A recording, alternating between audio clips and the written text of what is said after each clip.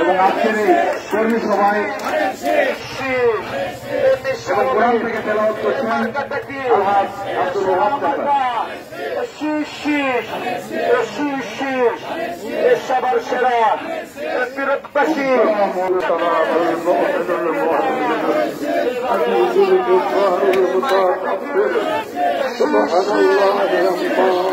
ছাত্র দলের পক্ষ থেকে, বিরোধবাসীর পক্ষ থেকে, যুব দলের পক্ষ থেকে, বিএনপির পক্ষ থেকে, যুব দলের পক্ষ থেকে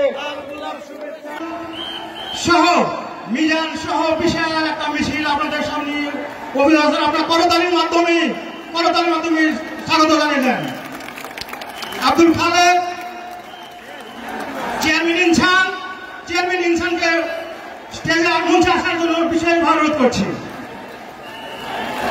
চেয়ারম্যান ইনসান মিছিল মঞ্চে আসার জন্য সব লোক পিছনে দাও, সব পিছনে দাও।